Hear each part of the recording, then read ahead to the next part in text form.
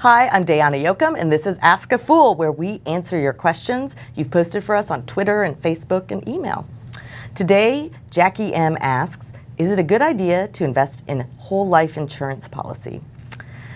We spent 5 minutes discussing this, trying to come up with a way to make it all fun and foolish and entertaining, and we've got nothing. So I instead am joined by Robert Brokamp, who is not nothing. He's everything retirement related, that is.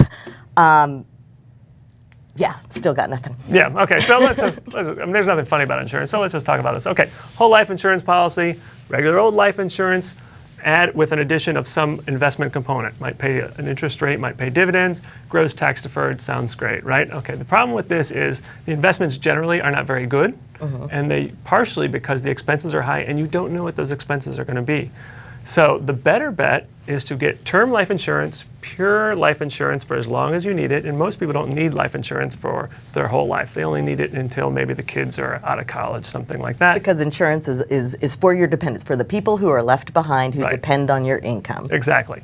And then the money that you would have saved by not investing in that whole life policy, you invest. And we're talking a big difference in price. I mean, sometimes whole life policy can be as much as 10 times more expensive than a term insurance policy. And the cash value within the whole life doesn't grow very quickly from the beginning. It takes a while to build up that value. So you're almost always better off get the term and invest the difference. Another problem with whole life insurance policies is because they're so much more expensive, people tend to drop them pretty quickly, right? If you're paying something like $3,000, $4,000 a year for insurance, something happens to your job, something like that, you drop the policy and all that money that you paid beforehand, it probably didn't get you very much. You've lost the policy.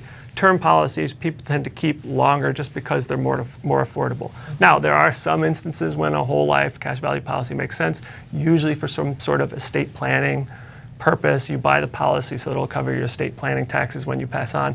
However, that's really only used for people at this point who have $5 million or $10 million if you're a couple. So for the vast majority of people, do not use cash value, whole life, universal life, variable life, all these types of policies. Just get term for as long as you need it and invest the rest. Buy term, invest the difference. That is always, it's great. It's so catchy. Yes, it is.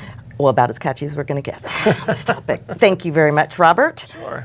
Remember to email us your questions, to post them on Facebook and Twitter, and we will get right to them. This has been Ask a Fool. Thanks very much.